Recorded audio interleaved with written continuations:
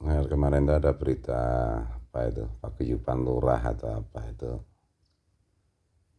mau menyampaikan aspirasi atau dukungan mengenai penundaan pemilu.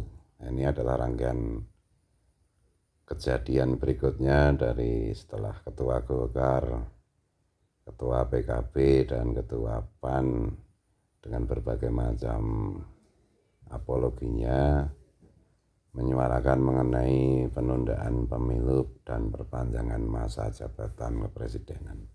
Dan pada vlog yang kemarin saya sudah mengingatkan bahwa itu melawan prinsip-prinsip demokrasi.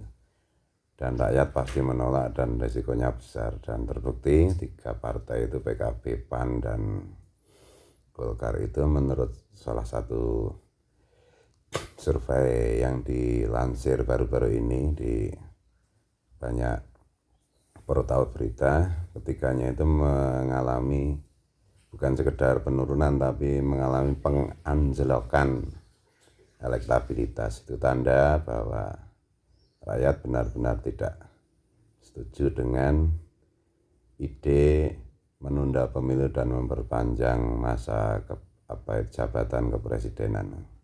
Dan setelah itu ada Pak Luhut Binsar Panjaitan yang dalam tanda petik itu pasang badan mengenai ide menunda pemilu dan memperpanjang masa jabatan presiden. Ini serius nih Pak Luhut dan kawan-kawan ini. Serius apa enggak? Ini pertanyaan. Tapi kalau kita memahami Pak Luhut itu kan ya mantan Danjen Kopassus yang sangat sukses, dan semua misi yang ditugaskan kepada beliau itu belum pernah gagal.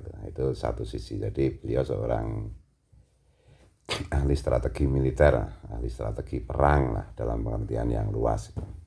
Yang kedua, seperti kata Gus Dur, ini Pak Luhut ini kan berbakat berdagang. Makanya sekarang juga beliau langsung atau tidak langsung kan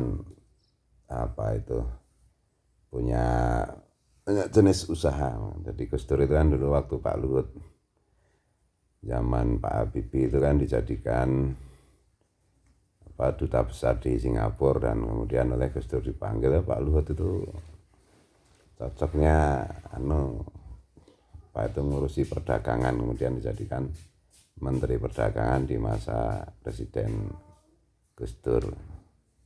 Nah, dengan melihat dua sisi ini, itu kadang-kadang itu saya itu sebagai rakyat kecil bertanya-tanya, ini Pak Luhut ini serius apa enggak ini? Ini ide tentang memperpanjang masa jabatan presiden dan penundaan pemilu ini serius apa cuma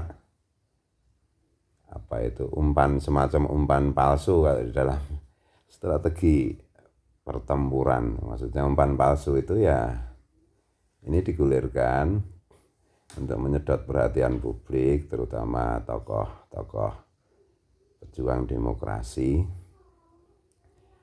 supaya dengan demikian ada agenda-agenda lain, entah itu menguntungkan publik atau tidak, kita tidak bicara itu, supaya bisa berjalan lebih lancar dan tidak menarik perhatian. Atau memang serius? Kalau serius ya berarti kan ya melawan demokrasi yang diperjuangkan sejak zaman Gus Dur, Bu Megawati, Sri Sultan, Pak Amin Rais, Nurholis Majid, dan tokoh-tokoh reformasi lainnya yang disupport penuh oleh mahasiswa yang puncaknya pada 98 reformasi itu, ya seolah-olah mau dibalikkan gitu. Kalau serius misalnya ide ini mengenai penundaan pemilu itu serius, ya sebenarnya kan kita sudah ada presiden gitu ya, sudah ada contoh gitu, di zaman Pak Bung Karno. Pada waktu itu bangsa kita itu kebingungan mencari sosok yang bisa menggantikan Bung Karno, mencari sosok yang kapasitasnya selevel Bung Karno. Kemudian kita mengambil keputusan untuk mengangkat Bung Karno sebagai presiden seumur hidup, dan akibatnya kan bisa kita pelajari sendiri. Kemudian di zaman Pak Harto juga begitu, kurang lebihnya ada unsur bahwa tidak mudah mencari orang seperti Pak Harto. Kemudian menafsirkan presiden dapat dipilih kembali itu artinya berulang-ulang. Nah, akibatnya juga seperti itu. Nah, sekarang di masa Presiden Jokowi itu, bagi para pendukung Pak Jokowi, rasa-rasanya tidak mudah mencari pengganti Pak Jokowi, meneruskan apa yang sudah dilakukan oleh Pak Jokowi. Itu kalau memang ide penundaan pemilu itu serius gitu loh. Salah satu alasannya kan yang paling kuat kemungkinan itu. Tapi percayalah bahwa pemimpin itu harus dibatasi, dan itu sudah diatur oleh konstitusi kita. Apapun itu, demokrasi itu harus ditegakkan.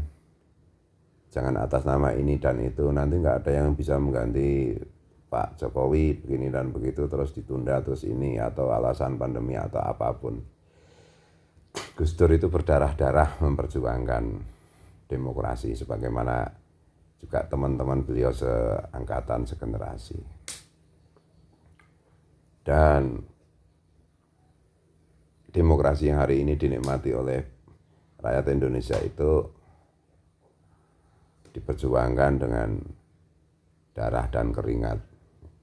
Ya, bagi orang-orang seusia saya, lahiran sekitar tahun 70-an, 1970-an, pasti paham lah apa yang saya maksud ini. Jadi ya tolonglah jangan dirusak lagi demokrasi ini atas nama apapun. Percayalah bahwa banyak putra-putri kita, bangsa Indonesia, yang punya kapasitas cukup untuk meneruskan kepemimpinan nasional. Dulu juga awal-awal Pak Jokowi terpilih menjadi presiden juga banyak orang yang underestimate, dan ya semakin lama kan semakin terbukti kan itu. Meskipun saya terus terang ya, saya itu bukan pendukung Pak Jokowi, saya bukan pendukung A, pendukung B kan. Saya pendukung rakyat dan bangsa Indonesia. Saya Gus Durian yang dalam tanda petik liar kan. Jadi itu kalau kita umpamakan wacana menunda pemilu dan memperpanjang masa jabatan itu serius. Nah, kalau sebaliknya itu hanya umpan palsu, hanya untuk menyedot perhatian terutama para pejuang demokrasi, supaya agenda-agenda lain itu tidak terlalu dapat sorotan, tidak terlalu terganggu, sehingga tujuan bisa tercapai, ya kita sebagai rakyat Indonesia ya hanya bisa berharap dan berdoa mudah-mudahan agenda-agenda lain itu yang tidak ingin terlalu direcoki atau tidak ingin terlalu disorot itu benar-benar menguntungkan rakyat dan bangsa Indonesia keseluruhan, bukan menguntungkan orang per orang, golongan per golongan. Nah, ini cuma begitu aja.